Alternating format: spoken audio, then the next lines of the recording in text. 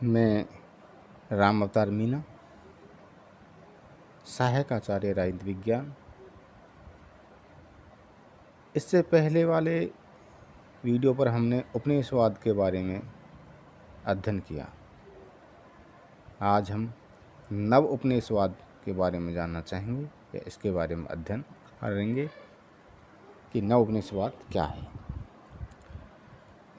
वैसे तो नव उपनिवेशवाद की ही एक श्रृंखला का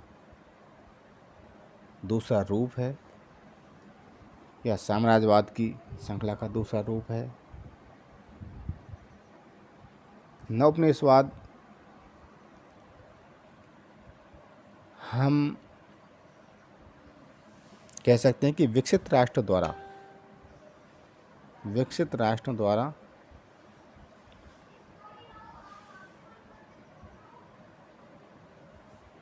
विकासशील राष्ट्रों के आंतरिक मामलों में हस्तक्षेप करना नव उपनिवेशवाद की श्रेणी में आता है। अर्थात नव उपनिवेशवाद से अभिप्राय है पूंजीवादी समृद्ध पश्चिमी देशों द्वारा तीसरी दुनिया के जो विकासशील राष्ट्र हैं उन नव स्वतंत्र देशों का आर्थिक रूप से और तकनीकी रूप से शोषण करना,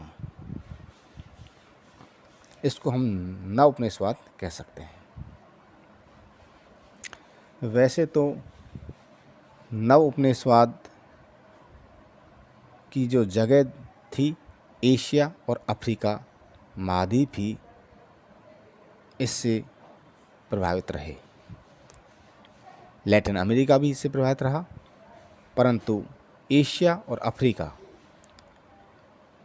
अधिक प्रभावित हुए, क्योंकि नव उपनिवेशवाद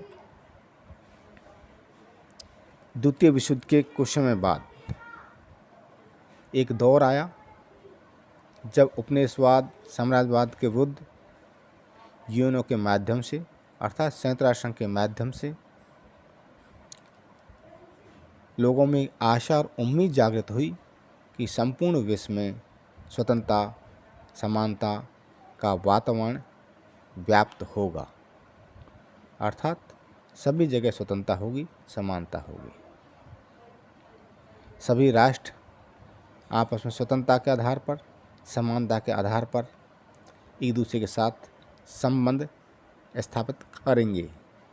परंतु कुछ समय बाद ही ये परिवर्तन जो महसूस हुआ वो धूमिल होने लगा।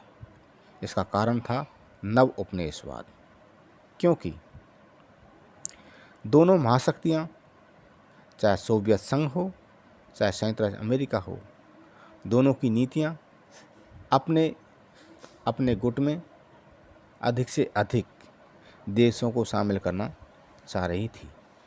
इसके लिए उन्होंने इन विकासशील राष्ट्रों को आर्थिक सहायता दी हो या सैनिक सहायता दी हो, शस्त्रों की सहायता दी हो या तकनीकी रूप से कोई सहायता दी हो, परंतु इसके पीछे उनका मंतव्य था कि उनके ऊपर पूर्ण रूप से नियंत्रण स्थापित करना, अर्थात आंतरिक रूप से नियंत्रण स्थापित करना।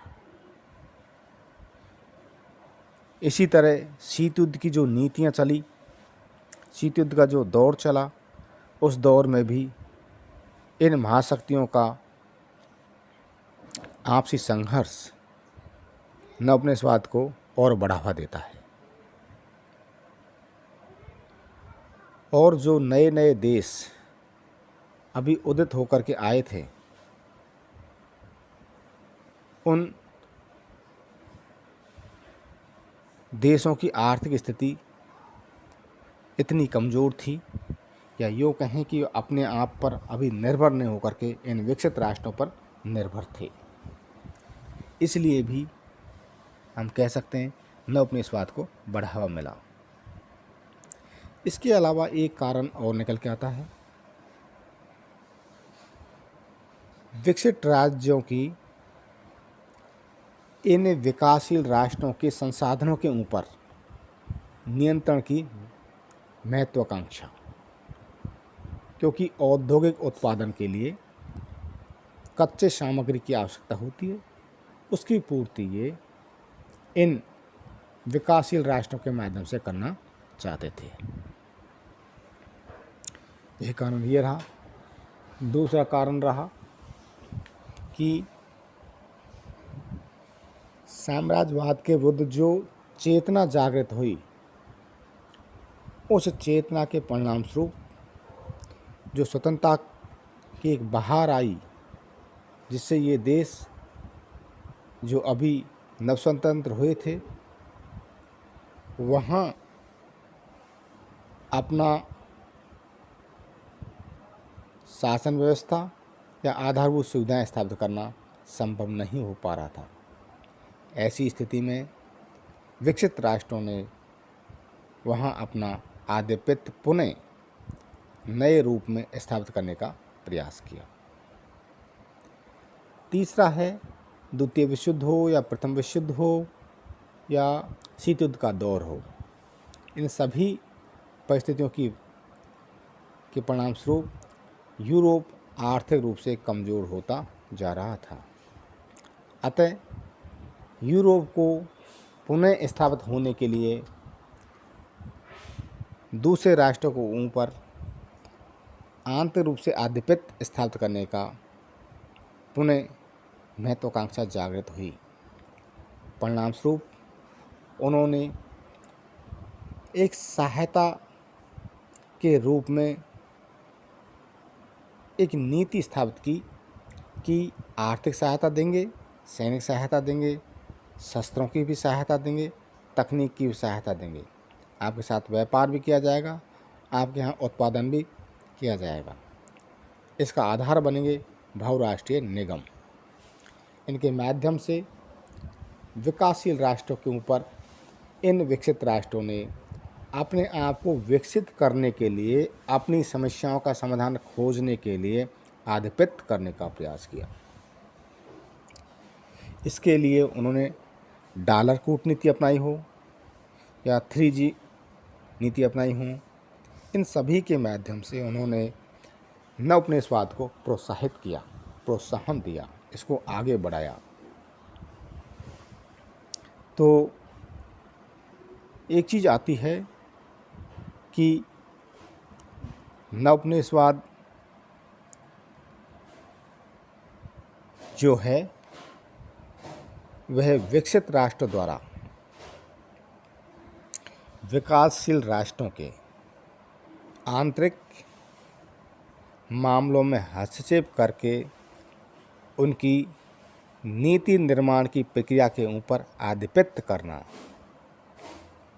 जबकि महसूस ऐसा होता है कि शासन का संचालन स्वयं वह देश कर रहा है, परंतु उसकी संपूर्ण नीति का निर्माण बाहर बैठा हुआ उसके ऊपर आधिपत्य करने वाला वह राष्ट्र करता है जो दिखाई नहीं देता, परंतु आधिपत्य करता है, नीतियों को प्रभावित करता है। इस प्रकार से नवोपनिवेशवाद उस उपनिवेशवाद का ही अगला रूप है, एक अगली श्रेणी है या नई श्रेणी है। इस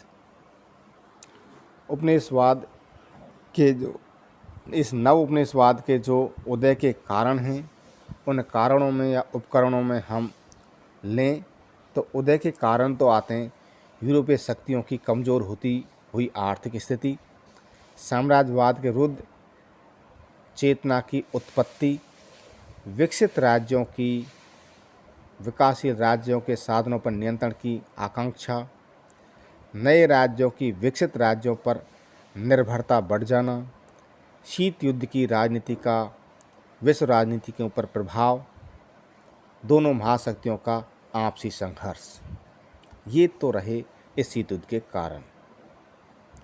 इसके जो साधन हैं वो साधन हैं आर्थिक सहायता देना विकासशील राष्ट्र को, सैनिक सहायता देना विकासशील राष्ट्र को, शस्त्रों की सहायता देना विकासशील राष्ट्रों को, तकनीक का सहयोग देना विकासशील राष्ट्र को, व्यापार और उत्पादन के साधनों पर एक अधिकार स्थापित करना ताकि नवोपनिवेशवाद स्थापित किया जा सके, और बहुराष्ट्रीय निगमों को उन विकासशील राष्ट्रों के वहाँ निवेश के रूप में भेजना ताकि वो वहाँ अपना आधिपत्य स्थापित करके वहाँ की नीतियों को, निर्णयों को प्रभावित कर सकें।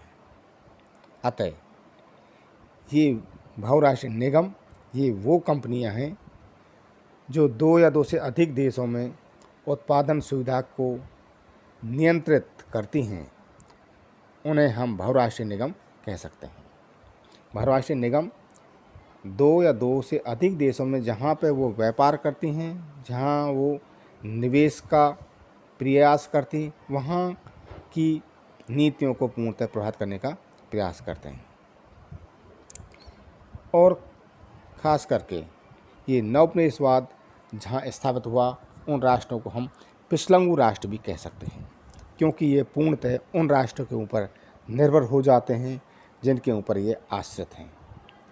तो अधिकतर तृतीय विश्व के देश, अर्थात 3 विश्व होते हैं, प्रथम विश्व, द्वितीय विश्व और तृतीय विश्व। प्रथम विश्व में आता है पूंजीवादी और संयुक्त राज्य अमेरिका के मित्र राष्ट्र। द्वितीय विश्व में आते हैं सोवियत संघ अर्थात रूस और उसके मित्र राष्ट्र।